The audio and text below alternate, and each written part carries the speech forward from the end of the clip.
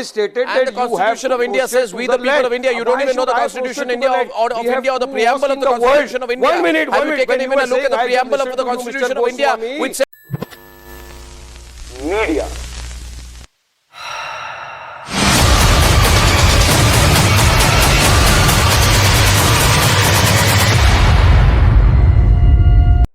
Hello guys, this is Ishu and welcome back to the session of Slap of Facts. It's journalism का फर्जिलिज्म।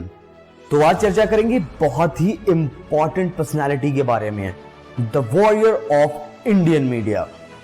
इससे पहले कि हमारी conversation start हो, आप सबसे एक रिक्वेस्ट है, जिसने प्रीवियस वीडियोस पत्रकारिता का पोस्टमार्टम नहीं देखा है वो बेल आइकन पे क्लिक करके वो वीडियो पहले देख ले। उसके लिए फिर ये वीडियो बहुत ही इंटरेस्टिंग हो जाएगा।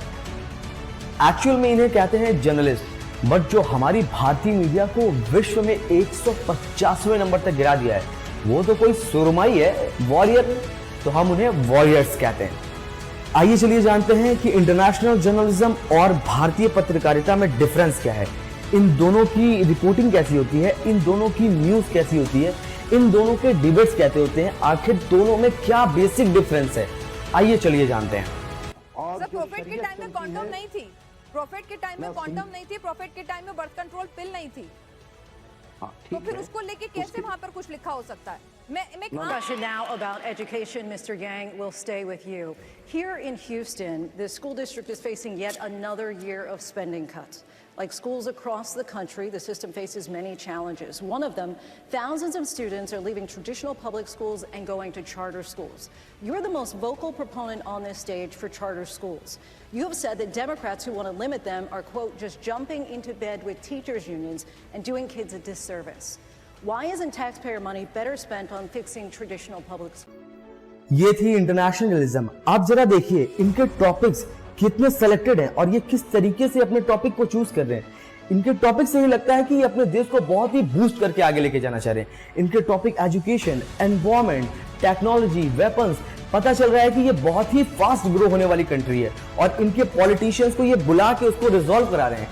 इसी के जस्ट अपोजिट हमारी भारतीय पत्रकारिता एक माइक्रो अनऑफिशियल मुद्दे को उठाती है और पूरे देश में ऐसे विस्फोट करती है कि हमारे सिटीजन्स के माइंड में वायरस घुस जाता है और वो वायरस इस लेवल तक हाई हो जाता है कि हमारे देश में हिंसा भड़क जाती है।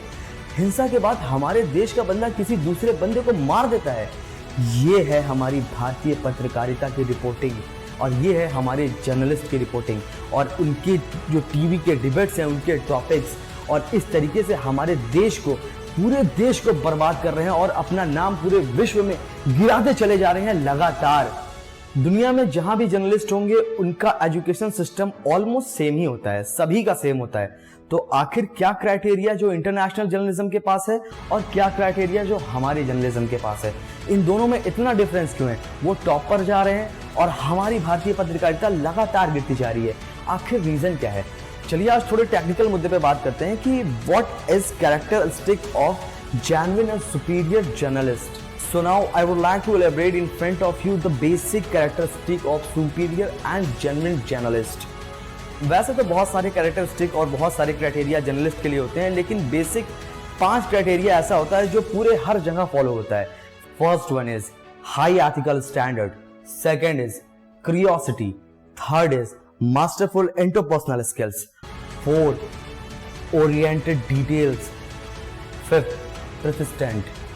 ये 5 तरीके की कैरेक्टरिस्टिक सभी में होती है और इंटरनेशनली और हमारे इंडियन भारतीय पत्रकारिता दोनों को ही बताई और सिखाई जाती है। लेकिन आखिर रीजन क्या है कि ये दोनों वो अलग फॉलो करते हैं और हमारे भारतीय पत्रकार कुछ फॉलो ही नहीं करते हैं। ये तो बस एक ड्रामेटिकली सीरियल चलाते हैं बैठ के पोर्टल पर अपने और वहां पे खाली मुर्गा लड़ाते हैं और इनके अलावा ये कुछ नहीं करते हैं। कोई भी जेन्युइन एंड सीरियस और डेवलपिंग न्यूज, निष्पक्ष पत्रकारिता क्या होती है ये इनको तो पता ही नहीं है, या पता है या भूल गए हैं, आई डोंट नो। बट हमारा देश भारत पूरे विश्व में विश्व गुरु नाम से जाना जाता है और ये हमारी भारतीय मीडिया भारत को इस तरीके से ट्रोल करवा रही है। अरेबिक कंट्री, मिडिल ईस्ट, ये इनको गेहूं हम देते हैं, इनको गेहूं चावल हम देते हैं, ये हमें ट्रोल कर रहे हैं वर्ल्ड वाइड और हमें नोटिस भेज रहे हैं।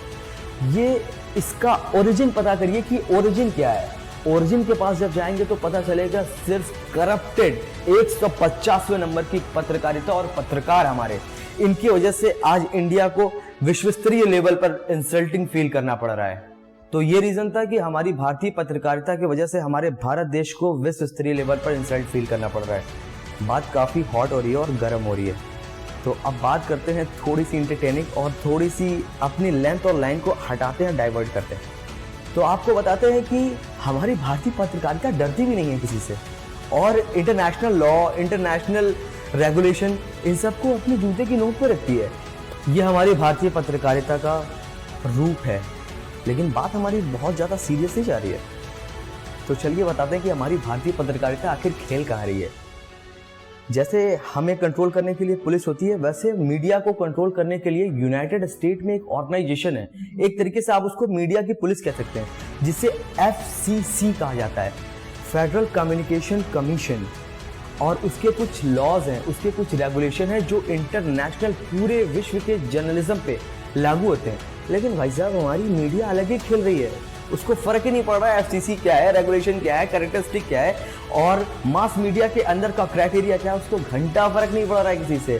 तो आखिर इस तरीके की पत्रकारिता हमारे देश में कब तक चलेगी? किसी भी जर्नलिज्म का डिटर्मिनेशन ये होना चाहिए कि प्रेजेंट टाइम में जो पावर में गवर्नमेंट है हमेशा उसके अगेंस्ट खड़ी रहे। क्यों खड़ी रहे? क्योंकि जब भी वो कोई फैसला ले या कोई डिसीजन ले तो वो भले ही से जितना अच्छा और जितना फायदेमंद फैसला ले रही है, अगर मीडिया उसके खिलाफ है और उसकी आलोचना कर रही है तो बेसिक सी बात है उसके अंदर कुछ ना कुछ निगेटिविटी मीडिया ढूंढ निकालेगी। और जब मीडिया ढूंढ निकालेगी तो वो पॉलिटिशियंस और वो जो प्रेजेंट टाइम में पावर में गवर्नमेंट है उसको रिजॉल्व करेंगे।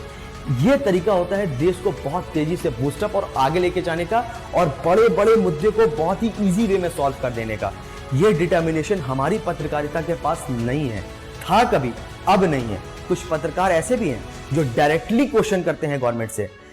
लाइक आजकल बहुत ही बेसिक सा ट्रेंड हो गया है कि कोई भी पत्रकार सिर्फ और सिर्फ अपने न्यूज चैनल पे कोई अनऑफिशियल टॉपिक चला देता है। एक पत्रकार है रवीश कुमार, उसकी रिपोर्टिंग हमेशा गवर्नमेंट के अगेंस्ट होती है। तो क्या आपको क्या लगता है कि 2014 से लेके अभी तक खाली वो गवर्नमेंट के अगेंस्ट रिपोर्टिंग करता है? जरा रवीश कुमार की रिपोर्टिंग 2007, 8, 9, 10, 11, 12, 13 की देखिए। वो मनमोहन सिंह को भी चैलेंज करते थे, कहते थे कि अगर मनमोहन सिंह के अंदर दम है तो वो प्राथमिक विद्यालयों के अंदर बैठ के एक वक्त का खाना खा के दिखाएं। वो सिर्फ मोदी से ही क्रॉस एग्जामिन नहीं करता, वो माननीय डॉक्टर मनमोहन सिंह से भी क्रॉस एग्जामिन करता था, क्योंकि इसका विजन क्लियर था। वो चाहता था कि जो भी फैसले हमारे देश के लिए हो रहे हैं, अगर हम उसमें निगेटिविटी ढूंढ के निकालेंगे, जो मीडिया का काम है, तो गवर्नमेंट और हमारे लीडर्स, पॉलिटिशियंस उसे रिजॉल्व करेंगे, जिससे हमारे देश की उन्नति होगी। इंडियन जर्नलिज्म की निष्पक्षता ध्वस्त होने के बाद हम लोग भरोसा कर रहे थे सोशल मीडिया पर, क्योंकि वहां से हमें कुछ हद तक बहुत ही जेन्युइन रिपोर्ट मिल जाती थी। लेकिन कुछ न्यू पत्रकार उठ के कंट्रोवर्सी क्रिएट करके थोड़ा सा फेम, थोड़ी सी लाइक, कमेंट पाने के लिए हमारे देश की निष्पक्षता जो ऑलरेडी खत्म हो गई थी, एक ऑप्शन था हमारे पास सोशल मीडिया, उसको भी ये सब ध्वस्त करने के चक्कर में लग गए हैं। तो इसके बाद हमारे पास कोई ऑप्शन नहीं बचेगा, जब कोई बस कंट्रोवर्सी चाहिए। एक न्यूज रिपोर्टर, एक एंकर को कुछ नहीं चाहिए, एक मुर्गा इधर एक मुर्गा इधर, मुर्गा लड़ाना है और कुछ ना कुछ कंट्रोवर्सी चाहिए, ताकि हमारे चैनल की टीआरपी इंक्रीमेंट हो। देश कहां जा रहा है उससे मतलब नहीं है, चैनल की टीआरपी इंक्रीमेंट होनी चाहिए। ये हमारी भारतीय पत्रकारिता और हमारे भारत के पत्रकार हैं।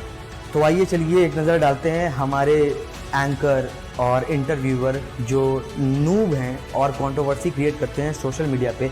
आइए चलिए एक नज़र उनकी क्लिप्स को देखते हैं। कांग्रेस के समय भी यही हाल था, आपके अब्बू जान ने क्यों नहीं ले ली नौकरी? लेके पैदा करते ना, बात करते हैं। एक प्लेटफॉर्म बचा हुआ था सोशल मीडिया, जहां से हमें कुछ निष्पक्षता की उम्मीद थी, इन लोगों ने वो भी खत्म कर दी। एंड ऑफ द लास्ट, सारे वीडियोस की तरह इसमें भी इंडिविजुअली मैं मीडिया से कुछ कहना चाहता हूं कि अब आपके ताज को पिघलाने का वक्त आ गया, कि अब आपके ताज को पिघलाने का वक्त आ गया है। आसमान पे बैठे हैं, बस अब जमीन पे लाने का वक्त आ गया है। Thank you so much guys for watching this video.